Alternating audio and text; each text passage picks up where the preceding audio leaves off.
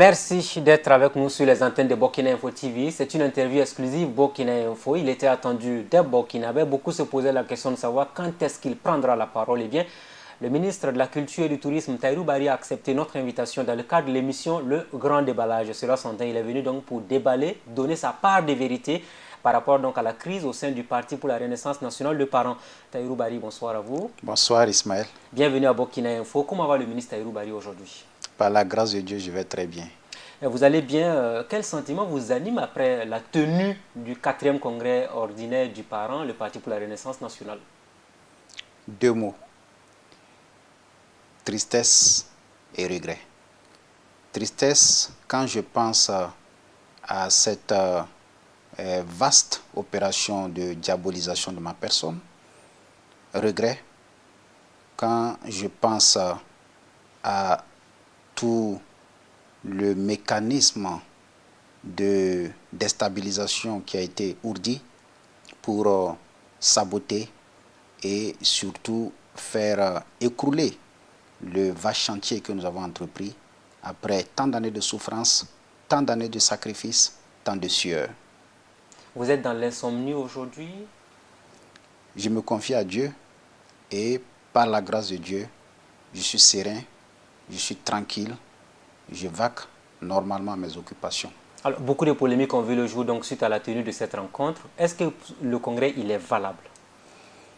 Je pense qu'on n'a pas besoin d'être un devin juridique pour apprécier la légalité du congrès.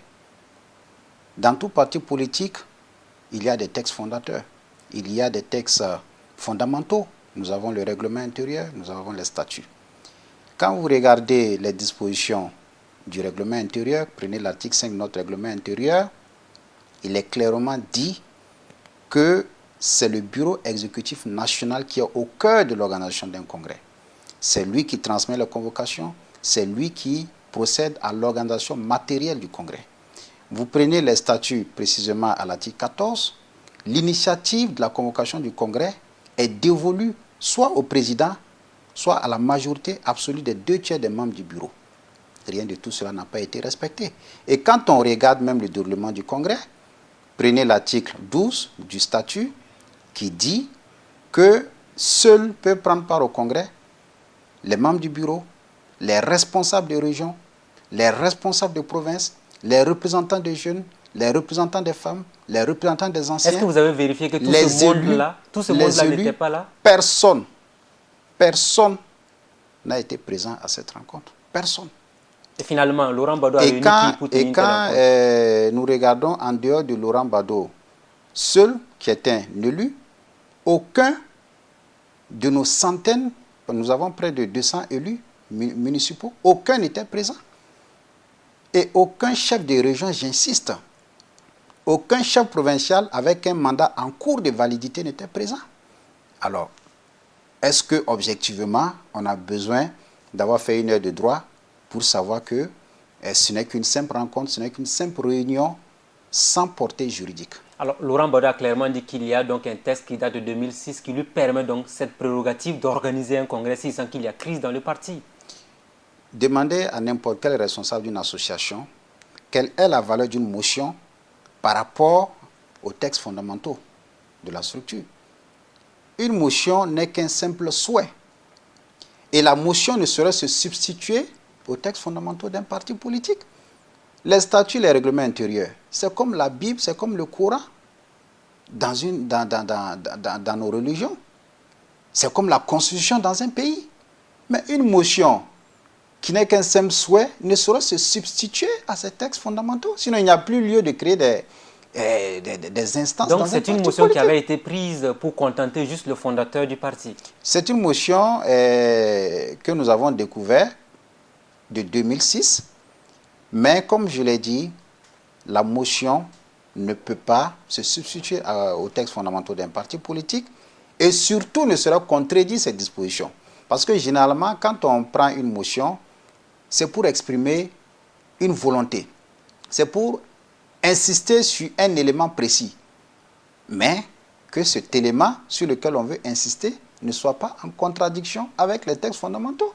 C'est comme si, par exemple, on prend un arrêté qui contredit une loi, qui contredit un décret ou qui contredit une constitution. Ça n'a pas de sens. Est-ce que ça vous choque de savoir que cet éminent juriste dont il se réclame depuis belle lurette au Burkina Faso se permet un comportement qui est totalement aux antipodes des textes du parti aujourd'hui? Non, moi je pense qu'il doit avoir d'autres petits problèmes. Sinon, si je rencontre mon grand frère Laurent Gbaddo dans une salle, face à face, je dirais, mais grand frère, qu'est-ce qui se passe? Il va me répéter toujours, mon petit, c'est un combat de gladiateurs, quelqu'un entre nous deux doit mourir. Clairement, Sinon, il vous le dira? Non, peut-être c'est une formule qu'il aime utiliser, mais ce n'est pas méchant. C'est un combat de gladiateurs, comme il est dit. Quelqu'un d'entre nous doit mourir, certainement politiquement. Et j'ai l'impression qu'il est dans cette vision, mais objectivement, demander à n'importe quel responsable, que ce soit de structure, que ce soit d'association, on ne vous dira jamais qu'une motion a une primauté sur les textes fondamentaux de la structure. Vous avez dit que vous avez beaucoup d'élus donc au plan national. Est-ce que ces élus vous ont contacté, ont regretté la tenue de cette rencontre politique à Ouagadougou? Il y a une forte désolation, il y a une forte tristesse. Quand on regarde surtout la violence des propos du professeur, de mon professeur, de mon éducateur, de mon modèle politique, je crois qu'il y a beaucoup de regrets. Aujourd'hui, nous sommes en train de nous interroger comment nous pouvons repartir vers les électeurs pour leur parler des valeurs sacrées de la nation, les valeurs de respect, les valeurs de fraternité, les valeurs d'humanisme. Quand, à un certain moment donné, celui-là que nous présentons comme un modèle se laisse entraîner dans un certain nombre d'agissements. Je reste convaincu, et je reste fortement convaincu que les injures ne grandissent pas son auteur. Vous pensez aujourd'hui que l'auteur de ces injures a été manipulé par un groupuscule de personnes qui en veulent à Tahirou Barry? Je suis convaincu de cela. Vous savez, le Burkina Faso, c'est une savane. Beaucoup croient se cacher sous l'eau, mais on voit leur dos. Beaucoup croient se cacher derrière des rideaux, on voit leurs pieds.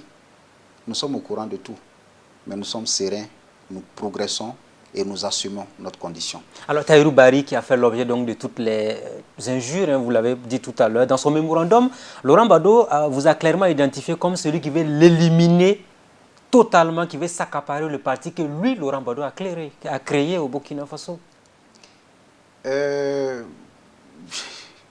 Prenons un seul exemple. À moins d'être atteint de myopie politique, tous reconnaissent, à commencer par moi-même, la valeur du grand frère Laurent Gbaddo. C'est une personne, c'est un leader qui a une popularité certaine auprès de la jeunesse, qui est très écouté, qui est un modèle sur le plan intellectuel, sur le plan moral. Je le reconnais. Mais est-ce que nous pouvons refuser l'apport d'un tel personnage dans la marche du parti? Je vous prends un exemple. Pendant la campagne présidentielle, j'étais simple candidat. Mais quand on faisait les affiches de campagne, moi j'ai demandé à mes communicateurs de ne pas seulement mettre ma photo. Ah, c'est vous qui avez demandé cela? C'est moi qui l'ai demandé. C'est moi qui l'ai demandé. J'ai dit de ne pas seulement mettre mon image, parce que j'ai été façonné par un leader, le professeur Laurent Gbaddo. Je m'identifie à lui. Il a essayé de m'orienter sur mon cheminement politique. Je voudrais qu'il y ait son image à côté de la mienne. Mais les communicateurs ont crié au scandale. Ils ont dit, mais ce n'est pas possible parce qu'une élection présidentielle, c'est une rencontre entre un individu et son peuple. Je dis bien que vous dites ça, c'est des grosses théories. Moi, je sais que avec le grand frère Laurent Gbaddo, il y a un atout, il y a une caution morale. Bon, on ne peut pas rejeter. Je vous donne d'abord sur quoi il se base pour dire que je vais le rejeter. J'ai suivi la dernière fois à la TNB, au cours de son émission. Il a brandi une attestation de reconnaissance pour dire que voici ce que je lui ai décerné pour lui dire va à la retraite. Mais restituons les choses dans leur contexte. En son temps, c'est 6 attestations qui ont été délivrées pour des militants qui se sont investis par rapport à l'enracinement du parti en 2011. Y compris le grand frère Laurent Gbadou. Et parmi ces militants, il y avait par exemple ceux qui étaient en fonction, comme la trésorière, Madame Yéné, qui est toujours là comme trésorière du parti. Mais aujourd'hui, vous voyez comment il présente ça. Et en son temps, peut-être que vous étiez là à la cérémonie, le grand frère était heureux parce qu'il a dit il n'a pas été décoré par l'État burkinabé. Maintenant, si c'est son parti qui lui décerne cette reconnaissance, lui, il est fier. Donc vous êtes surpris de cette Subitement, oui. je vois à la télé, il brandit l'attestation pour dire que c'était pour moi une façon de le mettre. J'avoue que il y a une manipulation évidente qui me fait mal au cœur. Parce que je vous dis la vérité, et je suis sincère, le professeur, le grand frère n'est pas méchant. Je suis très sincère, il n'est pas méchant. Malheureusement, il a une maladie que moi-même j'ai. C'est la naïveté. Donc, une fois de plus, il a été naïf. Le professeur est naïf. Le professeur écoute tous ceux qui viennent lui servir des mensonges grossiers. Je vous donne un seul exemple. Un jour, j'étais dans mon bureau, je reçois un coup de fil du professeur. Il dit, Barry, je te mets en garde. Je dis, mais qu'est-ce qui se passe? Il faut que tu arrêtes. Parce que tu as fait une réunion avec Toye Carlos pour encore m'insulter cette semaine. Je dis, mais grand frère, je ne vous comprends pas. Moi et Carlos, on ne s'est pas vu depuis très longtemps. Il dit, oui, que c'est au cours d'une réunion. Je dis, moi et Carlos, n'a jamais fait de réunion ces derniers temps. Au contraire, même, j'étais absent. Il dit, eh bien, que j'ai les informations de sources sûres. Donc, c'est des personnes qui viennent lui dire, voici. Moi et Carlos, on n'a jamais fait une réunion. On n'a même pas pu se rencontrer.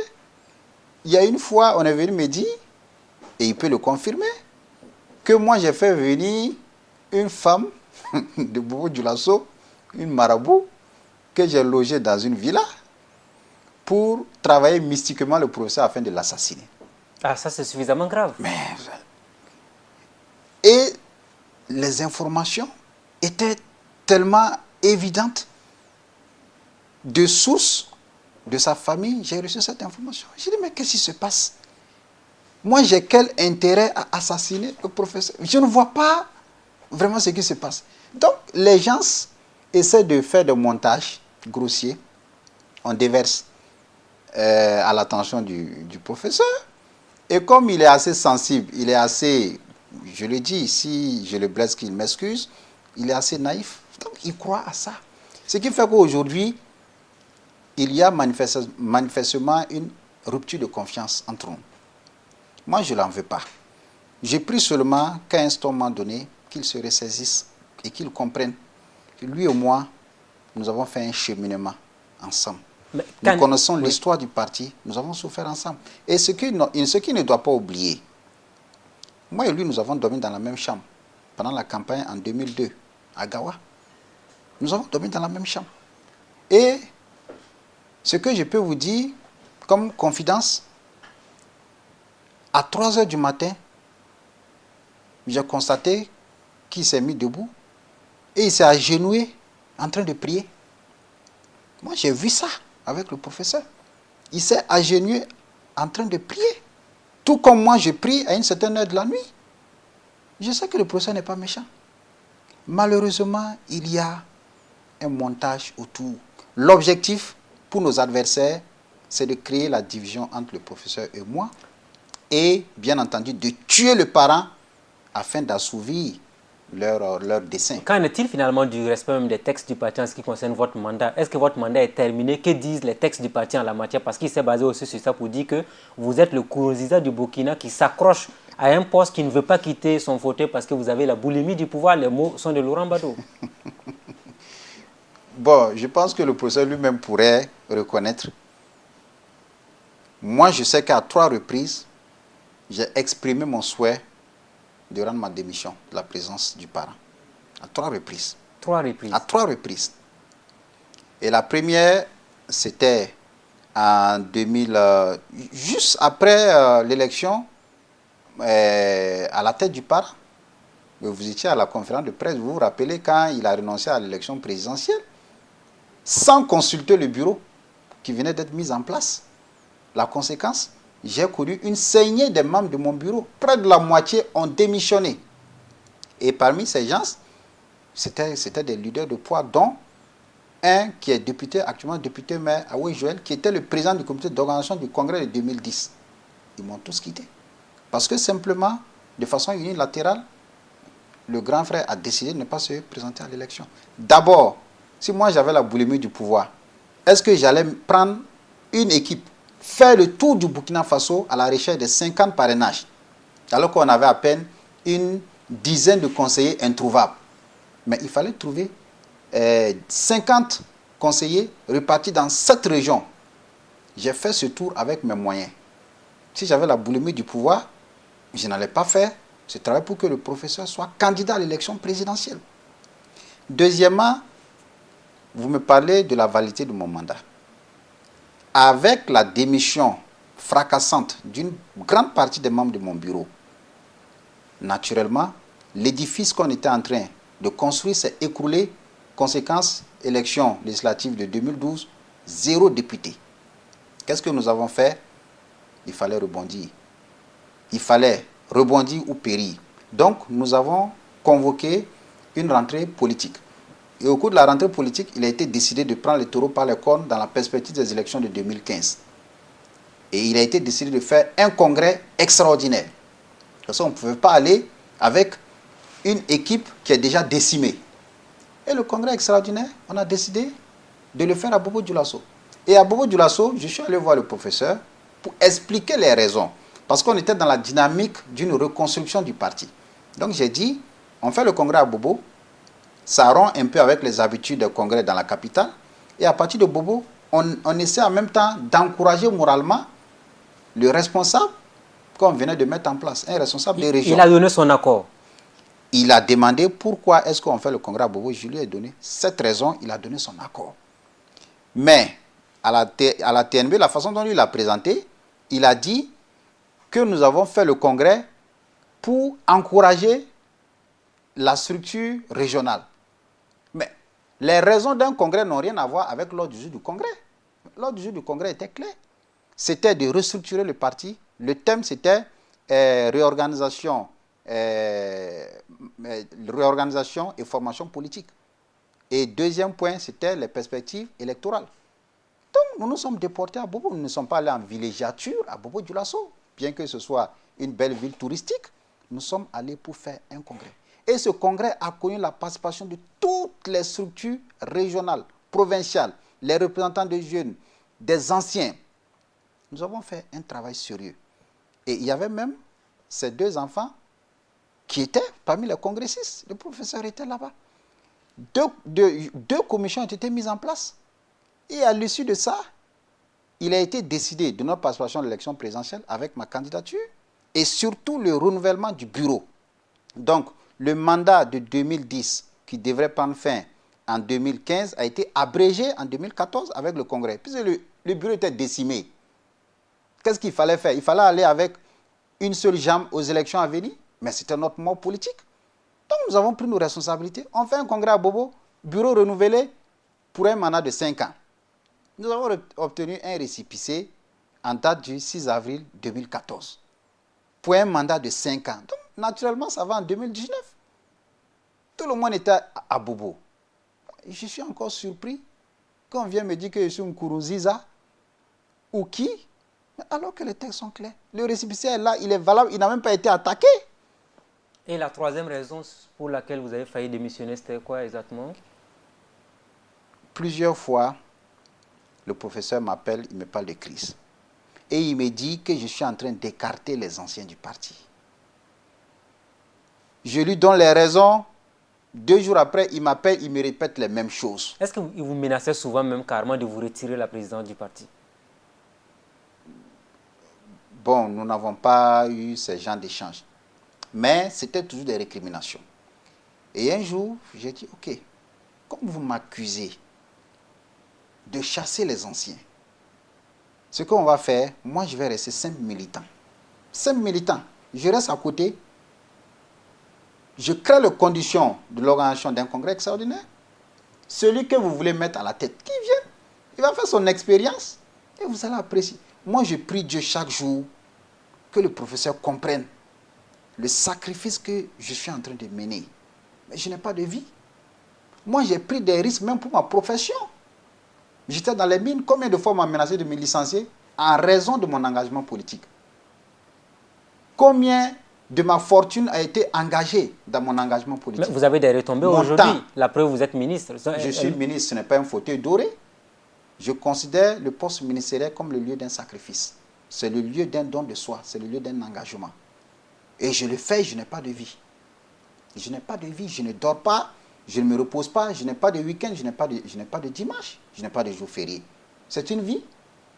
Moi, je considère que je suis en mission. Et je l'ai dit, je ne suis pas ministre, je suis un chargé de mission.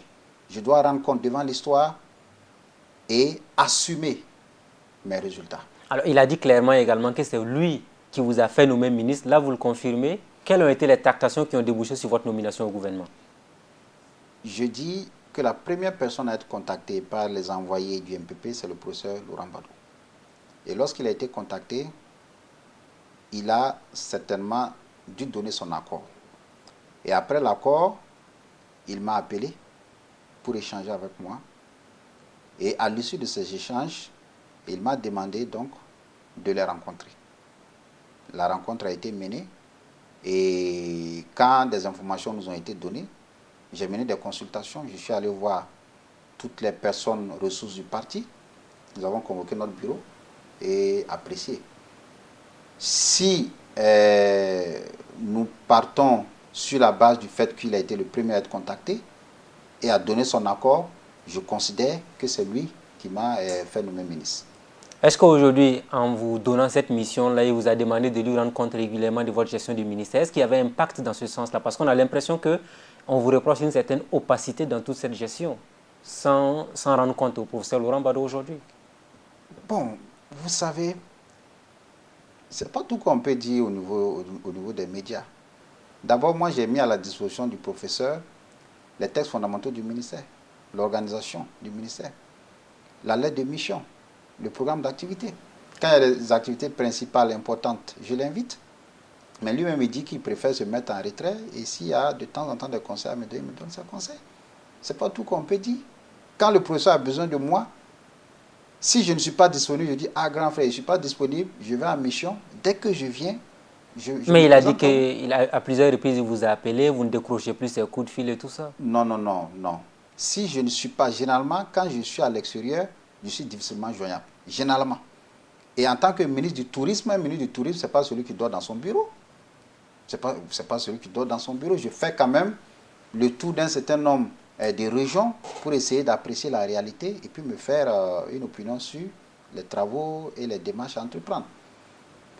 Généralement, retenons une chose, tout ce que le professeur est en train de penser, tout ce qu'il est en train de dire, ce ne sont que des manipulations extérieures. Revenons sur la question de l'écartement des anciens du parti. Il y a lieu de faire un petit rappel, Ismaël, si tu me permets. Vous savez que les parents n'existaient plus pratiquement. En 2009, la structure du bureau arrivait à peine à convoquer et à réunir près de 7 membres sur une trentaine de membres du bureau. Le parti était aphone atone, même quand il y avait une question d'intérêt national. Les structures régionales n'existaient pratiquement plus. Les structures provinciales n'existaient pratiquement plus. Qu'est-ce qui s'est passé? Quand je rencontrais le professeur, il ne faisait que répéter la même chose. Si ça continue, il dissout le parti. Il ne faisait que raconter la même chose. Et moi, qu'est-ce que j'ai dit? Taïrou, tu as été avec le professeur en 1999, dès la création du parti. Nous avons été les premiers à créer la cellule estudiantine du parent. Nous avons souffert ensemble. Si tu le laisses dissoudre le parti, tu auras un problème de conscience. Pendant que moi j'étais dans les mines, je n'avais à peine que 2 jours pour me reposer en réalité. Qu'est-ce que j'ai fait? J'ai pris le risque. J'ai réuni un certain nombre de jeunes, notamment Toé Carlos. Je suis allé le dénicher quelque part. Ils étaient tous démobilisés. Théo Kalos a été président de la cellule estudiantine. Anne Griffe, le professeur. Donc vous avez hérité d'un parti en lambeaux, un parti totalement en crise. Inexistant. Oui. Qu'est-ce qui s'est passé? J'ai rencontré le professeur, j'ai dit, on ne va pas laisser mourir le parti. Parce que nous l'avons vu naître, on l'a vu grandir, on ne peut pas le laisser mourir. Donc c'est pourquoi le professeur m'a dit, je me rappelle, comme il aime noter, je suppose qu'il a noté ça. Il dit, Barry, je te fais confiance, crée une équipe de commando. C'est le terme qu'il a utilisé. Donc il vous a donné le libre choix de il m'a donné prendre qui le vous libre voulez. choix pour créer une équipe de commando qui ira sur le terrain, partout, en tout temps et en tout lieu. Il m'a dit ça.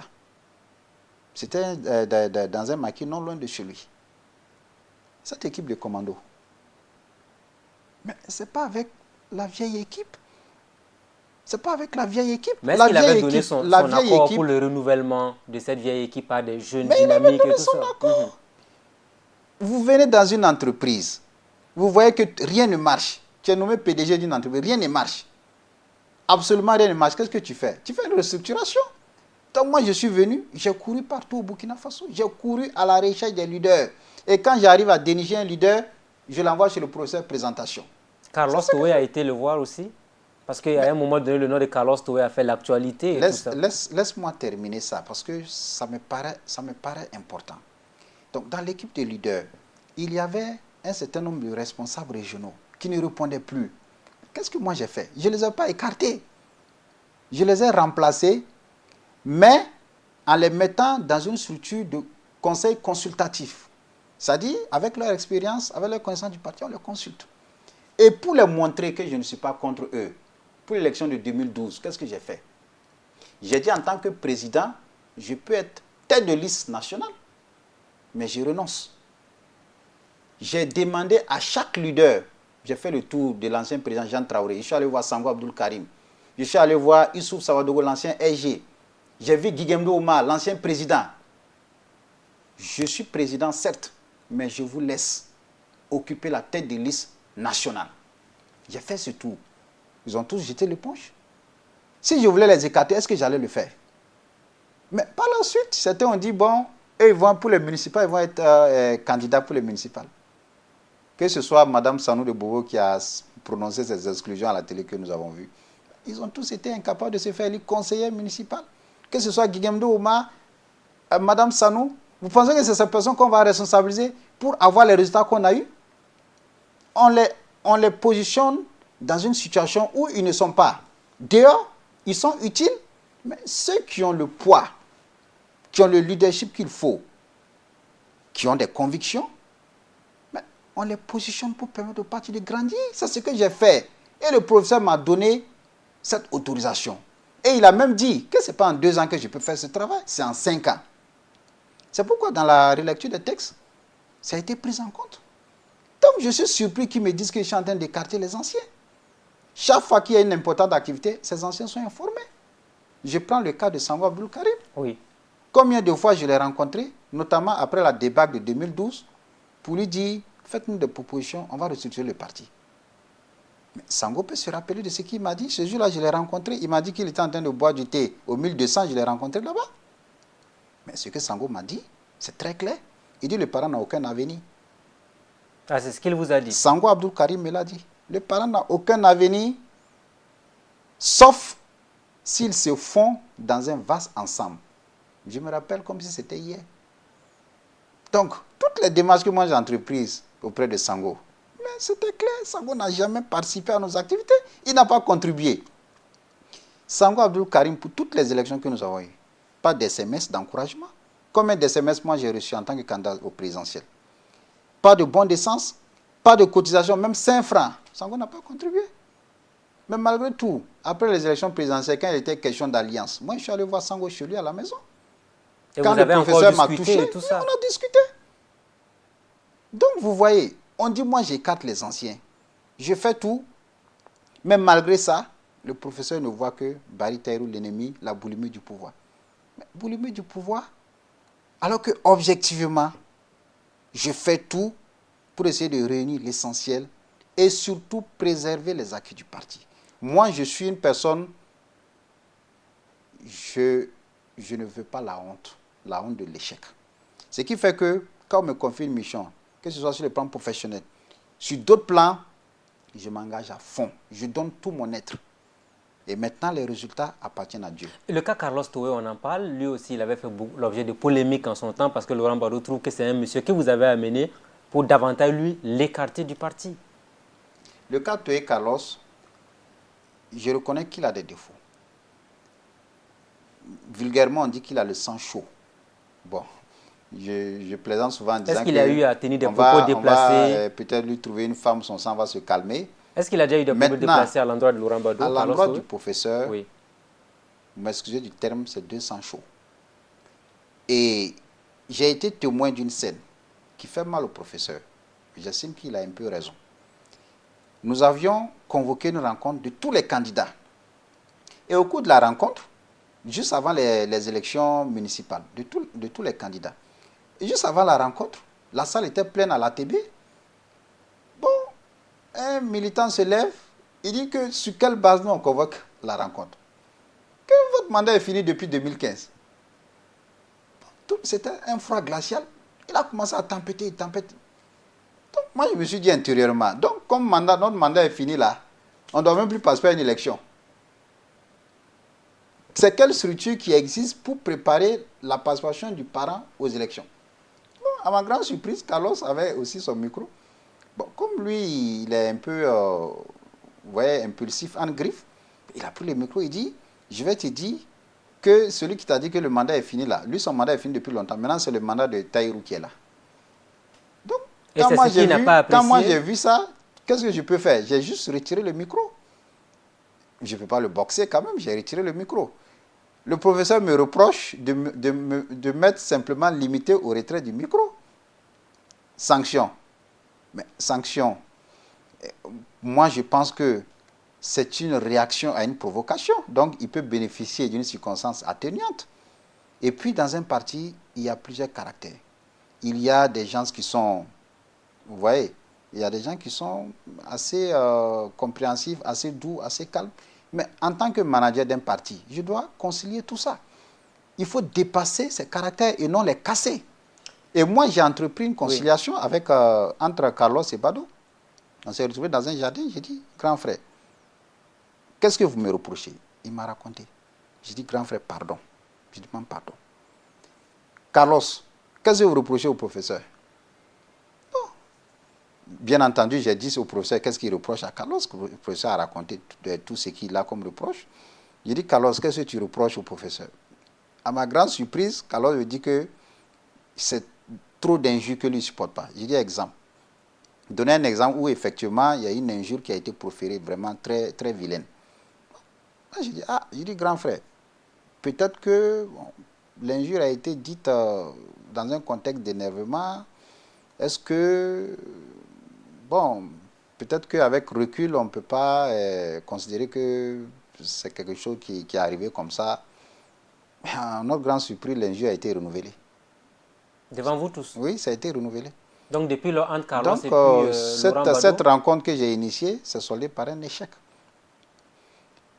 Je pense que, il y a d'autres reproches. Le professeur, par exemple, dit que Carlos ne connaît pas chez lui.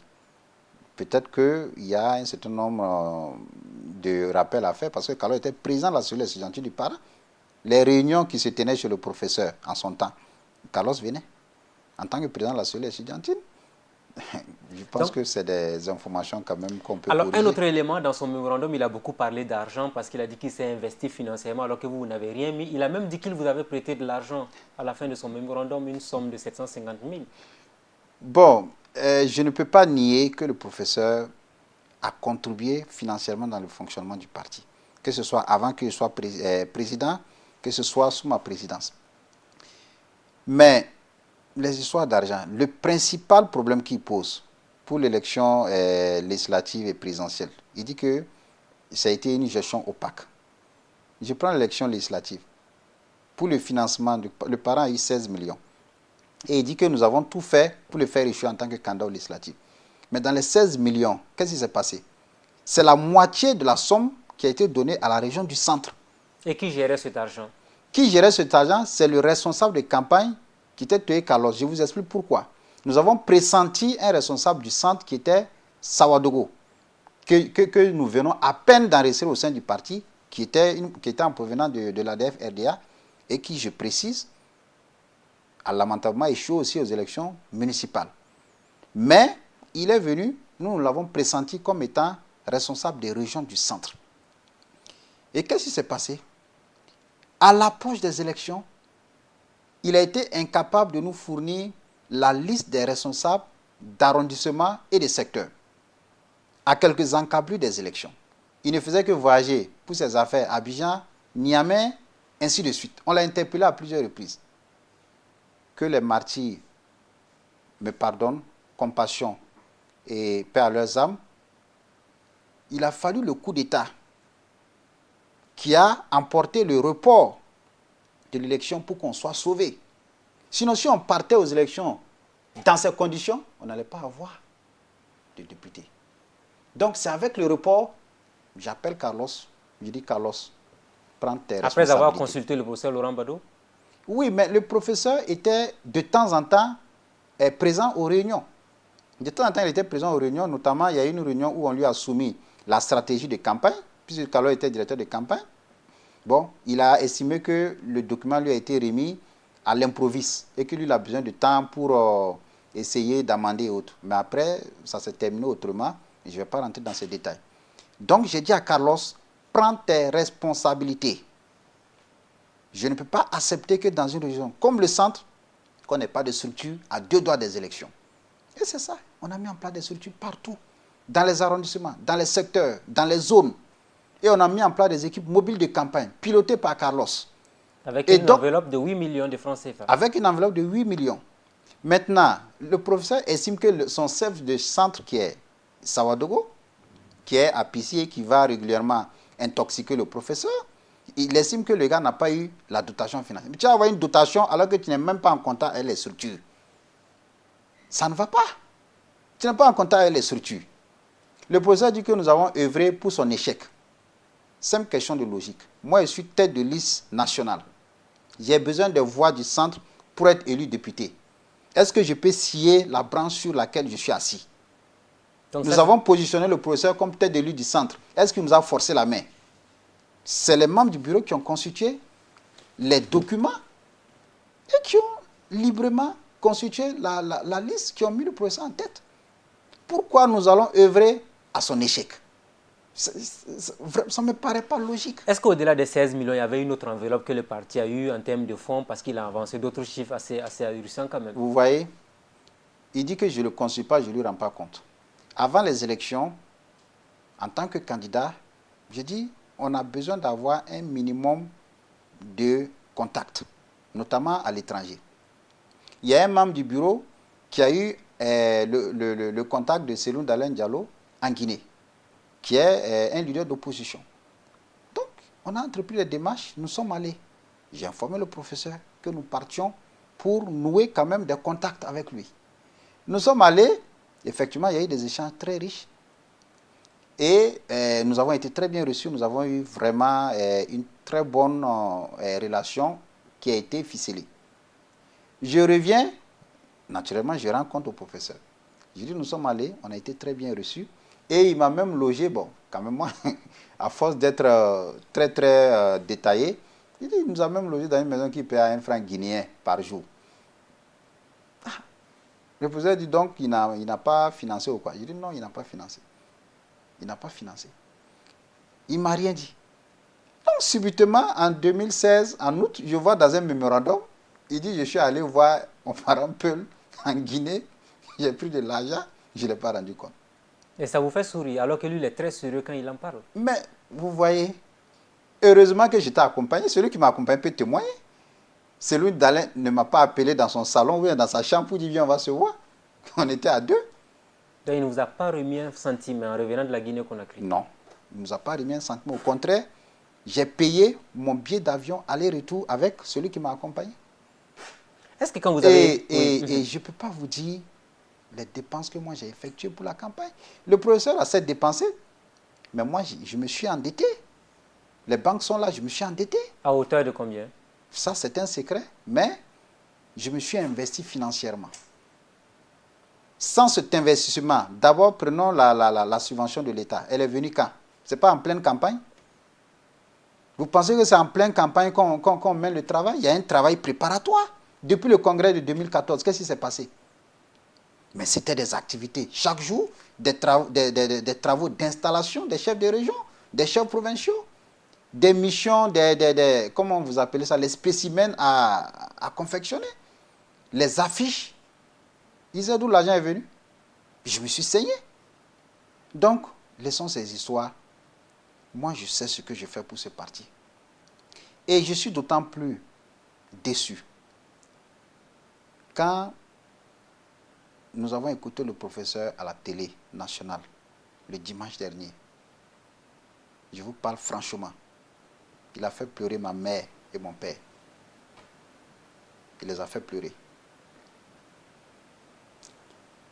Parce qu'ils savent ce que moi j'ai fait comme sacrifice.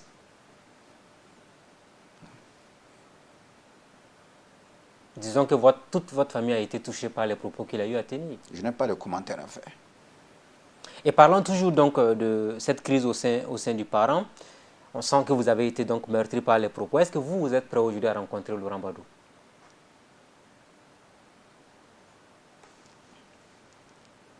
Nous sommes dans une entreprise où, comme on le dit, l'oiseau ne doit pas refuser l'arbre. Quel que soit ce qu'il fait, il faut préserver les acquis et je suis dans cette dynamique. Vous êtes prêt à le rencontrer? À tout moment. Et le nouveau président qui a été élu, vous le connaissez? C'est le nommé Béré qui a été fait président au cours de cette rencontre politique. Il faut dire que j'ai parlé tout à l'heure de la naïveté du professeur. Un seul exemple. Dans n'importe quelle association, est-ce qu'une personne peut parachuter comme président alors qu'elle n'a même pas exercé la moindre responsabilité? Je vous pose cette question. Monsieur Béré, quand je l'ai écouté, je ne l'en veux pas. Je n'ai rien contre Monsieur Béré. Il dit qu'il vient des États-Unis et qu'il est militant du parent depuis 5 ans. Moi, en tant que président, je n'ai jamais entendu parler de lui. Toutes les démarches que nous avons entreprises pour avoir un responsable à l'extérieur, quand il était question d'avoir des responsables, et il était question du vote des Burkinabés de l'étranger, où il était? Subitement, on vient nous présenter une personne, on dit que c'est un militant depuis 2010. Voilà des formes d'infiltration. Voilà des formes d'infiltration. Et si le professeur continue dans cette voie, il va tuer le bébé qu'il a mis au monde. Avec vous ou ce sera sans vous? Je ne sais pas. Moi, je ne peux pas être dans une entreprise vaine de sauvegarde d'un parti. Tu ne peux pas construire, quelqu'un va détruire. Et clairement, beaucoup vous prêtent l'intention même de création des partis à l'avenir, tels que les crises se répètent avec le professeur Laurent Gbagbo. Est-ce que vous en avez l'intention? Vous savez, ce n'est pas les humeurs d'une personne qui doivent orienter notre action. Nous sommes au milieu d'un océan, avec un vent violent, avec un ouragan. Mais ce n'est pas la direction du vent qui doit nous guider, c'est la disposition des voiles. Nous avons été engagés dans un parti avec des convictions. Nous avons engagé des personnes responsables qui se sont présentées aux élections, qui ont eu un mandat politique. Cette centaine de conseillers que nous avons, environ 200 conseillers. Et je vous précise que le professeur n'a pas participé, ni financièrement, ni dans la campagne pour l'élection municipale. Pendant que nous, on essayait de construire, ces éléments essayaient de détruire. Nous avons eu ces conseillers, sous la bannière du parent. Donc, à cause des humeurs d'une personne, on doit essayer d'enterrer tout ça. Je dis non. Nous avons un mandat à défendre. Nous avons un bilan à défendre. Et ça sera devant l'histoire. Donc, pour vous, le rendez-vous, c'est 2019. Dès que une situation se présente, l'homme a trois possibilités. Soit résister, soit subir, soit fuir. Nous allons résister. Parce que résister, c'est exister. Nous allons résister. Nous irons jusqu'au bout. Et si l'administration territoriale estime qu'ils sont dans la légalité, qu'il est loisible à l'administration territoriale de leur délivrer un récépissé, nous en prendrons acte. Mais pour le moment, au regard de ce que j'ai expliqué, nous avons la légitimité, nous avons la légalité. Et je demande instamment au grand frère Laurent Gbadou qu'il fasse à cause de Dieu pour ne pas écrouler l'édifice que nous avons construit ensemble. Il ne faut pas qu'il écoute tous ceux qui viennent lui raconter des histoires. Il ne faut pas qu'il se laisse entraîner dans de l'intoxication. Puisque lui-même, il a dit, si il s'engage dans un combat avec toi, s'il te dit, il te dit un certain nombre de propos, tu iras à la maison, ta femme et tes enfants ne vont pas te reconnaître. Lui-même, il a conscience qu'il a un venin, le venin de l'intoxication. Je dis, et je n'ai pas peur de le dire, ça ne l'honore pas, ça ne le grandit pas. Qu'il arrête et qu'ensemble, on essaie de reconstruire le parti, on essaie de privilégier l'intérêt supérieur du parti, qu'on essaie de puiser dans nos valeurs, les valeurs sacrées de notre nation pour construire le pays. Donc pour vous, le rendez-vous pour le prochain congrès du parent, c'est en 2019? Non, pas forcément en 2019. Il peut y avoir un congrès extraordinaire. Dans la déclaration du bureau exécutif, qu'est-ce qui a été dit? Il a été simplement dit, si le professeur estime qu'il y a problème, on peut convoquer un congrès extraordinaire. Mais les mécanismes de convocation de ce congrès sont prévus dans nos statuts et règlements intérieurs. Il suffit seulement que 2/3 des membres du bureau l'acceptent et c'est tout. Moi, je ne vois pas pourquoi je vais m'accrocher à un mandat. Ce qui importe pour moi, et je suis très clair là-dessus, ce n'est pas ma personne en tant que président d'un parti politique, c'est plutôt le respect de la réglementation en vigueur. Parce que c'est l'intérêt de notre démocratie qui est en jeu. Si dans un parti politique, il y a une confusion entre l'existence de ce parti et la personne du fondateur, il y a problème. Je ne pense pas que le fondateur puisse penser à une telle conception de la gestion d'un parti politique. Je ne pense pas. Alors, un autre élément important, il a même attaqué votre démarche parce qu'il dit quand on vous voit marcher, on sent que vous aimez le pouvoir et tout ça. Quand vous avez entendu de tels propos, vous n'avez plus finalement reconnu Laurent Gbadou, vous vous êtes dit, il ne devait pas tenir de tels propos à mon égard? Non, ça ce n'est rien, ça m'a même fait sourire. Ça m'a même fait sourire. Moi, je pense que j'ai subi pire que ça. Et la confidence que je vous fais, à la veille de la construction des listes de candidature pour les élections, à la veille, il y a eu un clash entre le grand frère et moi, au siège du parent. Au siège du parent parce qu'il a voulu imposer son suppléant. Moi, j'ai dit, c'est pas possible. Il ne peut pas imposer son suppléant. C'est quand même le bureau qui apprécie. Nous sommes d'accord en tant que fondateur, avec bien entendu sa volonté et son intention, de le positionner comme tête de l'UDI-Centre, mais il ne peut pas imposer son suppléant. J'ai dit que je souhaite que Toye Carlos, en tant que directeur national de campagne, au regard de son engagement, de son sacrifice pour la réussite du parti, quand même qu'on puisse le positionner. Est-ce qu'il y avait un accord qui disait que Laurent Gbadou, à mi-mandat, devait céder son portefeuille de député à Toye Carlos? Non. Non.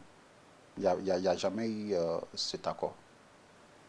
Et je ne pense pas que Carlos ait besoin de siéger à l'Assemblée. Alors, Tahirou Barry, est-ce qu'à un moment donné, vous avez craint pour votre portefeuille ministériel? Est-ce que ce n'est pas parce que vous êtes ministre aujourd'hui que cette division entre vous et Laurent Gbadou s'est accentuée? Je t'ai dit tout à l'heure que le fauteuil ministériel n'est pas un fauteuil doré. Moi, même ce soir, le président Roch peut dire qu'il n'a pas besoin de moi. Ça ne me dira absolument rien. Tout ce que je souhaite, c'est qu'en partant, je parte avec le sentiment du devoir accompli. C'est ça mon souhait. À la fin de cette émission, est-ce que Tahirou Barry est prêt à aller chez Laurent Gbagbo à Pissi pour le rencontrer, pour discuter, ou prendre son téléphone pour l'appeler, pour lui dire, grand frère, faisons la paix parce que c'est le parti qui compte? Le dialogue n'est pas rompu. Quand il a besoin de moi, je suis là. De toute la même manière, j'ai dit tout à l'heure que l'oiseau ne refuse pas l'arbre. Nous sommes engagés dans le même bateau. Mais il y a des efforts à faire. Il faut qu'il arrête. À un moment donné, vous n'allez plus continuer à supporter. Le parent n'est pas une camisole de force. Il faut qu'il arrête. C'est tout. À un moment donné, vous n'allez pas continuer à supporter les injures. Ce n'est pas moi. Tous ceux qui nous accompagnent, mais il fallait être là à la réunion du bureau exécutif. C'était la tristesse. Je me demande s'ils se rendent compte du sacrifice que les uns et les autres fournissent. Je me pose souvent cette question. Je m'interroge. Alors, nous sommes pratiquement à 5 minutes de la fin de cette émission. Le temps qui nous est donné est presque terminé. Un mot sur le ministère de la Culture que vous gérez aujourd'hui. De façon générale, on a vu qu'il y a le mémorial Thomas Sankara. Il y a également la rénovation de la grande mosquée de Djoula Soba. Une initiative également donc, pour les créateurs âgés, sans oublier les 1% pour les artistes. De façon globale, est-ce que vous êtes un peu satisfait du bilan partiel de votre action au niveau du ministère de la Culture? Le bilan, je pense qu'on laissera l'appréciation à l'opinion. Quelles sont vos grandes insatisfactions au niveau du ministère de la Culture aujourd'hui, en tant que ministre? C'est le manque de moyens. Nous avons beaucoup d'ambition, nous avons beaucoup de projets. Quand vous prenez les 1200 éléments du patrimoine culturel qui ont été recensés, il y a près de la moitié qui sont menacés de disparition. Il faut les sauvegarder, il faut les aménager, il faut les valoriser. Il n'y a aucun moyen. On court, mais bon, nous sommes confrontés à la limite des moyens. Quand vous prenez la mosquée de Djoula Soba, c'est une construction de type soudanais qui fait la fierté du Burkina Faso, qui fait la fierté de la région de Bobo. Il a fallu engager une opération de collecte de fonds qui nous a permis d'avoir autour de 230 millions. Mais l'aménagement de cette mosquée va coûter près de 500 millions. Qu'est-ce qu'il faut faire? Il faut rechercher les moyens et malheureusement, ça tarde à rentrer. Le mémorial Thomas Sankara aussi? Le mémorial Thomas Sankara, c'est un grand projet. Et c'est la suite véritablement de la valorisation des idéaux de Thomas Sankara. Tout ce que j'ai dit, c'est la rencontre de plusieurs initiatives et je vais demander à chaque Burkinabé qui se reconnaît dans l'idéal sankariste de ne pas hésiter à apporter sa contribution. Ça sera un lieu de commémoration, un lieu de réflexion, un lieu de diffusion des idées défendues par Thomas Sankara. Il y aura un musée, il y aura une bibliothèque, il y aura une salle de conférence, une salle de projection. Il faut que la jeunesse s'identifie à nos modèles, à ceux qui sont nos grands hommes. Et c'est ça qui fera la grandeur du pays. Un autre élément important, les luttes syndicales, votre ministère n'a pas été épargné. Où vous en êtes avec l'organisation syndicale au sein de votre ministère de la Culture? Est-ce que tout évolue bien? Est-ce que le bout du tunnel, c'est pour très bientôt? Je pense qu'il y a un comité qui a été mis en place et je salue vraiment l'esprit d'ouverture et de dialogue des responsables syndicaux. Nous avons réussi à épuiser tous les sujets et je suis satisfait de la nomination lors du dernier Conseil des ministres de 3 cadres du ministère au niveau des fonctions de conseiller culturel. Ça veut dire que le gouvernement est très attentif à la préoccupation du ministère et je reste convaincu que les autres points feront l'objet de traitements favorables, bien entendu, dans le temps. Alors, un autre élément important pour nous, est-ce que Tahirou Barry aujourd'hui a des sentiments de regret par rapport à tout ce qu'il subit, les injures sur les réseaux sociaux, avec le professeur Laurent Gbagbo? Est-ce que vous avez des regrets aujourd'hui de votre engagement? J'ai dit au début de l'émission que j'ai des regrets. Mais je pense que l'adversité... Autrement dit, est-ce que si c'était à refaire? L'adversité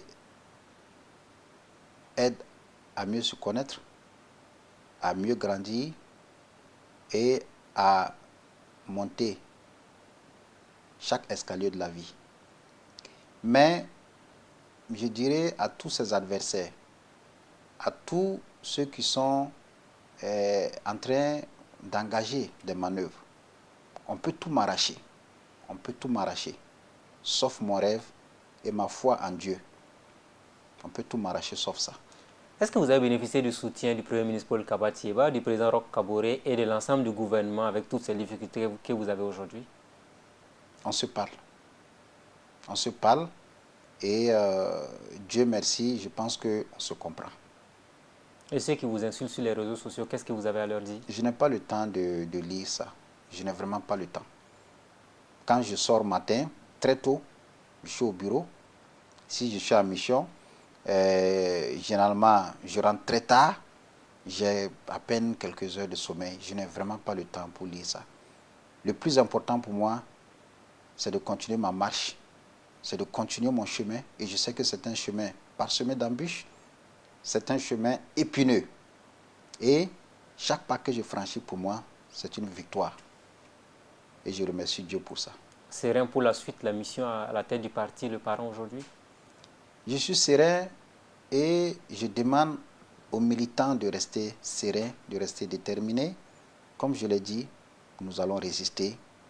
Nous allons résister et c'est l'intérêt de notre démocratie qui est en jeu. Tahirou Barry, merci à vous. Merci à vous également. Aux téléspectateurs de Burkina Info, merci à tous et à toutes de nous avoir suivis. C'était Tahirou Barry, président du Parent, ministre de la Culture et du Tourisme du Burkina Faso. Très bonne suite de programme à tous et à toutes. Rendez-vous la semaine prochaine avec un nouvel invité. À très vite.